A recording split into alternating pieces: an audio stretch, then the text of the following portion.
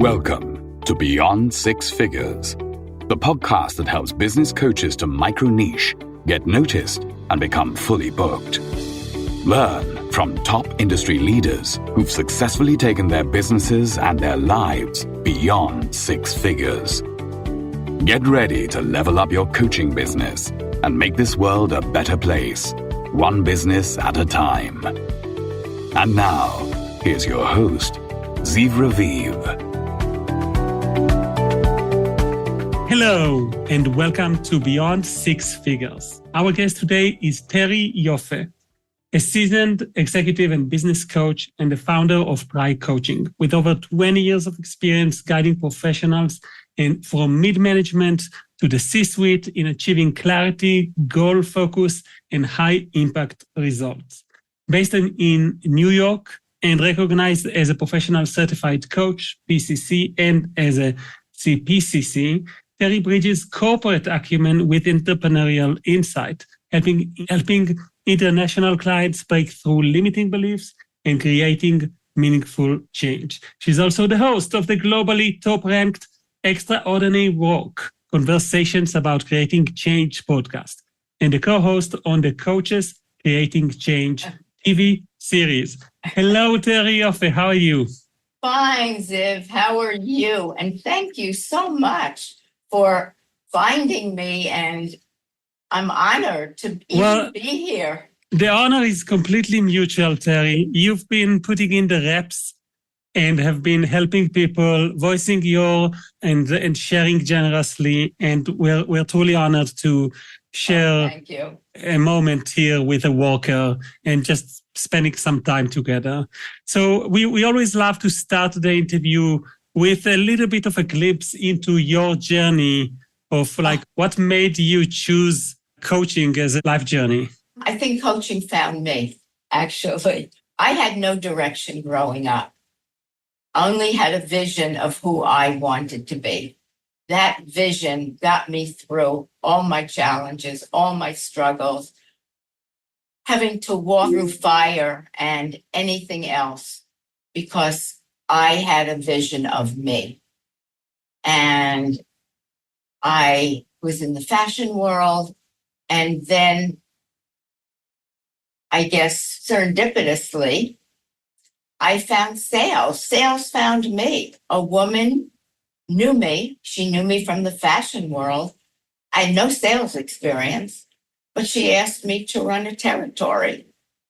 And instead of saying, no, what are you, crazy? I'll fail, I said yes.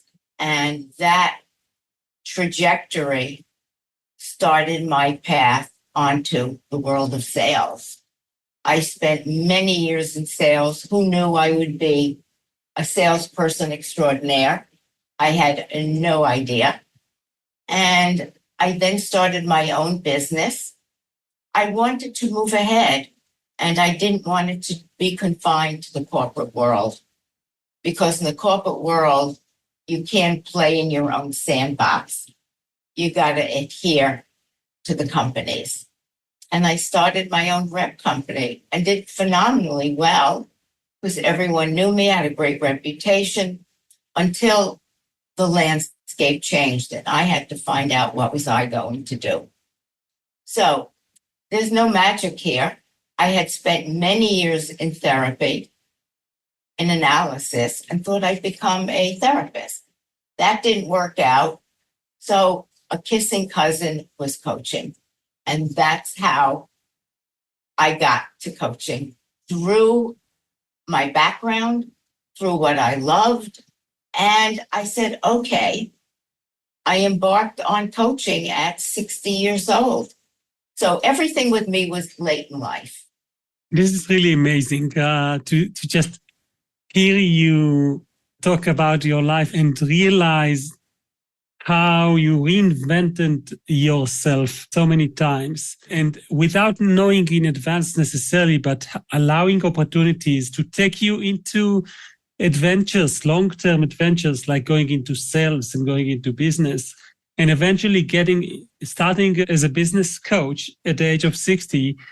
And you've been coaching for more than 20 years. I'm not going to to say exactly how many more, but you started a podcast just not so long ago, 4 years ago, right? And you don't say to yourself, or so it seems, this is too late. I can no longer do this. No, you don't limit yourself like no. that. And my podcast, and when I started it, I had the mindset, if it works, it works. If it doesn't define me. It's what I want to do. And today, my podcast is now in the top 1.5% globally as per Listen Notes. So who knew? I don't limit myself. One of the areas I work on with clients is to embrace ageism, because you don't have to fall into that societal norm of, oh my God, I'm 65, I'm 70. This is the time to retire, unless you really want to. I'm never going to retire. I said that on somebody's podcast. I'm never going to retire. I just this year in May went to speaker school to start speaking, and I have 2 virtual speaking engagements. Amazing. So tell me a little bit about the relationship between your podcast and your business as a coach. How did one impact the other? I've been a coach for over 20 years. So when I started coaching, the coaching world was very different than it is today. People would say, oh, are you a basketball coach? Are you a football coach? Because 22 years ago, coaching wasn't exactly top of mind. And over the years, because of my knowledge and life and business experience and wisdom, my coaching today, I incorporate embracing ageism because I'm older. I talk about reinvention and how can you do that, because I've done it so many times. And also mastery of your mind, which what I see is, or life, which I see so much is today's world of addictions, including your phone, which is the biggest addiction, that people's minds, it's like a feeding frenzy for the mind, that you don't control it. It controls you with everything you do. And I help people figure out how to disengage and to look at who they really are. So the people I choose to have on the podcast are people that are creating change and making an impact. And maybe that's a mirror of me, because I am also creating change and making an impact. And I always look at both and say, how can I level up more? How can I be bolder? How can I be more powerful? And people have said to me, your podcast, you've changed with the podcast. And my coaching has changed with life. Did you notice a specific door that was opened for you as a result of the podcast? Why I started it? Was there like a door that opened in your journey, some sort of a thing that happened that you were surprised? Oh, wow, because I now also do this podcast and connect with these people, something actually changed in the way you do things. I've always been a go-getter. And sometimes getting some of the people I want wasn't automatic. 1 or 2 people took me a year to get, but I was persistent. So, number one, and just listening to the interviews and the guests, you learn something about them. And in a way, I've taken some of what I've learned and have used it in my own life and in every part of my life, my business including. Some of these people, oh, they did it this way. I can implement that. So I learn. So it's a way for you to stay connected to ideas and tools and mindsets of successful leaders. stay relevant too. They bring topics, that interest me because I think my audience would like to hear about them and what they've done so that my audience can take away something and implement it in their own life if they choose. What are some of the things you do in recent years to get more people to learn about your services and use you as a coach? Used to be a lot easier. I have a lot of referrals. People that I've worked with in the past have come back. People that I've worked with refer people to me. I've had a few people that I know on LinkedIn, on social media, have referred people to me.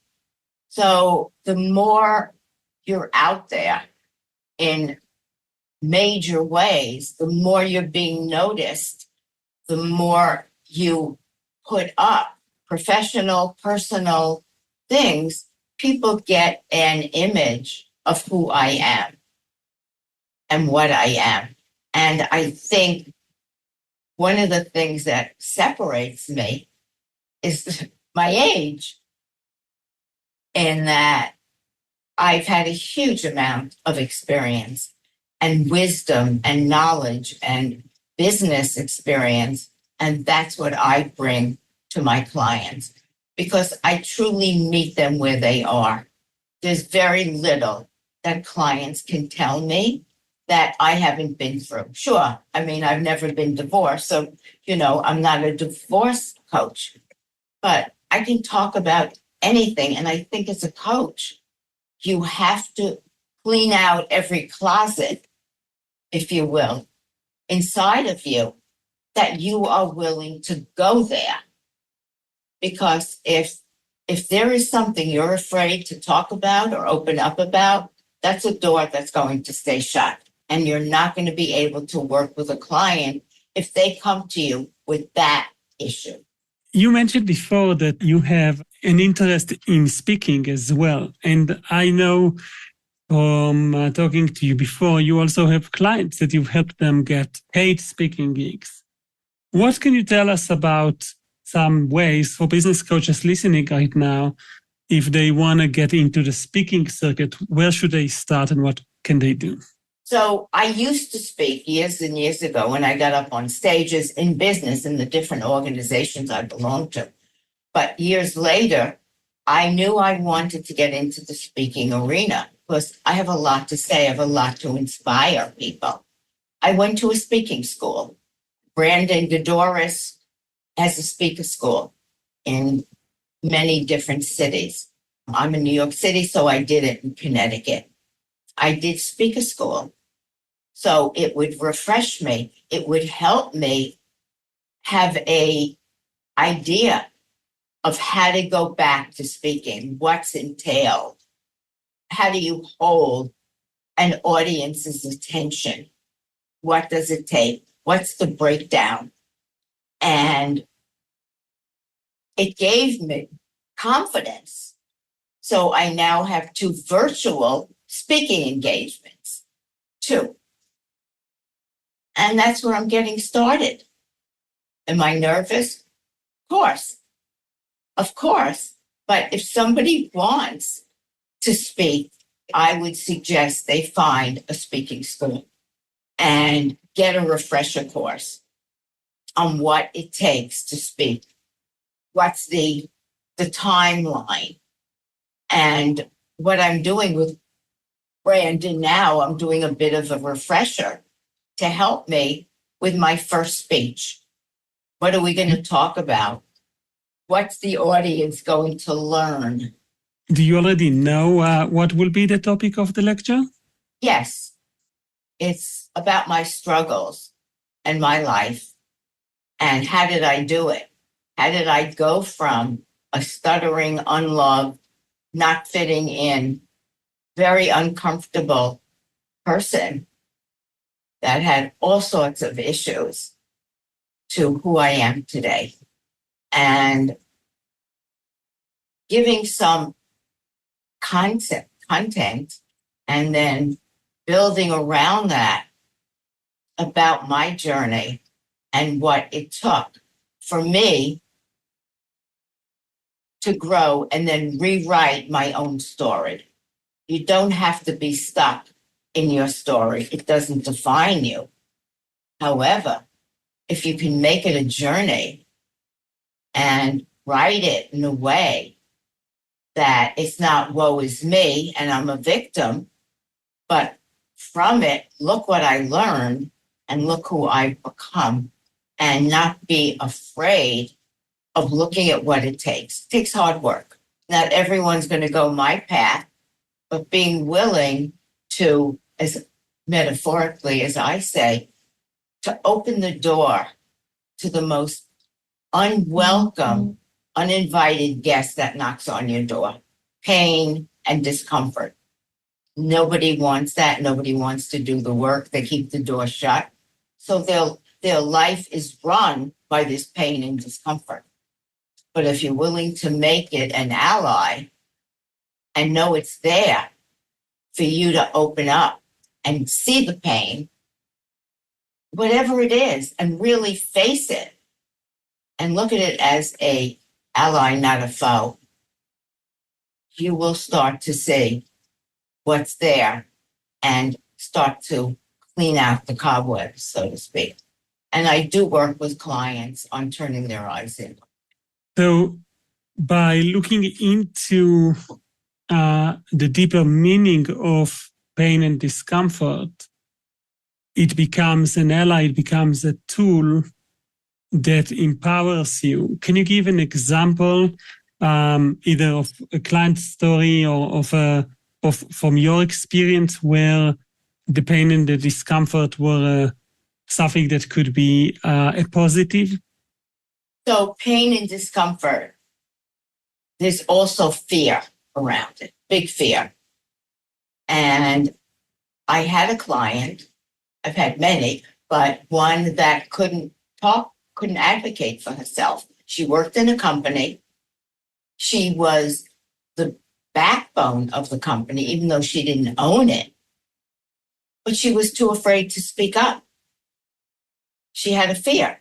Nobody's going to listen to her. She had this limiting beliefs, as we call it. And through the coaching and strategizing, kind of block by block, and having her show the people that were she was working for how valuable she was and how much she brought to the company, she was able to get everything she wanted. But she had to be uncomfortable in stepping up and having a voice.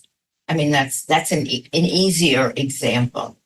But once you're willing to look at why you don't advocate for yourself, why you don't get the positions you want, why you stay stuck, you can't move in coaching until somebody can, at least for me, unless somebody can look at, well, what's holding them back? And how do they move forward? Change doesn't come on the outside. You can wish it, you could want it, you can do what you want, but it starts on the inside. Growth and transformation are not outside of yourself. They help. It's a mirror of inner and outer. At least that's my philosophy. So pain and discomfort serves as a window into yourself and an opportunity to dig deeper and to reach clarity about your fear and about your hopes. What you want. Yeah, and all those limiting beliefs. Mm-hmm. And then eventually you need to take action. Exactly. Right. Despite, nothing comes without action. Yeah, it's all about the action. Terry, I want to wrap up by asking you some practical questions so that if the listeners are considering to get some help, some of our listeners struggling themselves from internal thoughts and fears and discomfort and pain, And sometimes that pain has been with them for years, and they see you starting a podcast 4 years ago, and you go into, you never stop reinventing yourself. And what can people expect in terms of process when you work with someone as a coach? Is it week by week? Is there a commitment? Is there some sort of a range that they can expect to invest in themselves with you? So I do a 6-month program. I do an intake prior. That's 3 hours. And if we agree to agree, I send them information, questions to play with, plus a DISC assessment. So when I get all that back, plus a letter contract about how I work, how we work together, what's the commitment. I work weekly with people, and I offer also bonus or added value, which means if somebody has an issue and they want to work with me on it, I offer extra sessions. I don't charge for that if they're a client. I don't have 100 clients. I don't do that. I have a very boutique business that I only work with a few. And what I do is the contract is non-negotiable. So at least the first 3 months where you pay up front, and we assess where you are and then moving forward.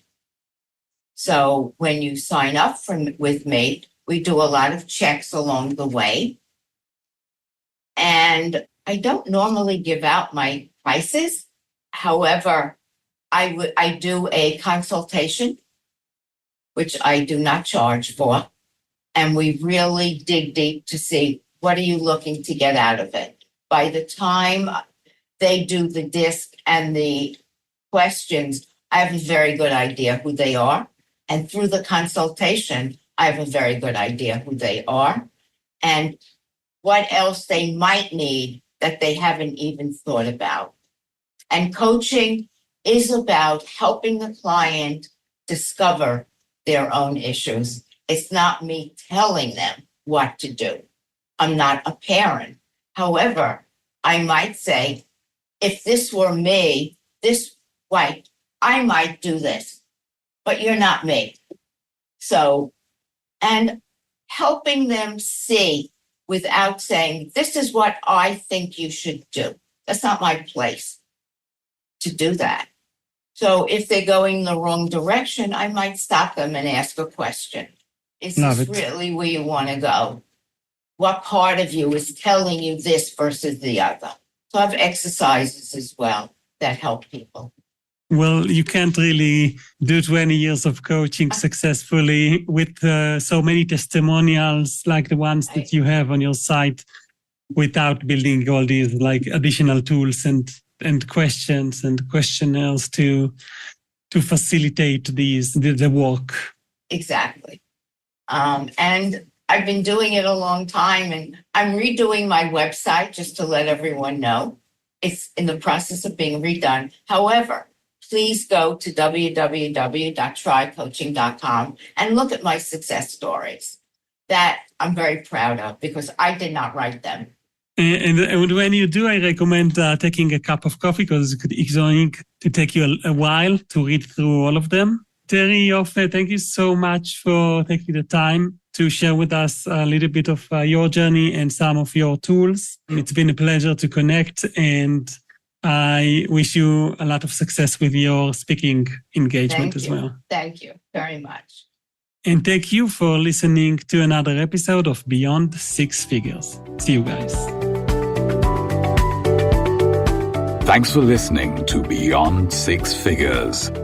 Check out the extended show notes that include bonus material, practical tips, and exclusive resources on our website, zivraviv.com.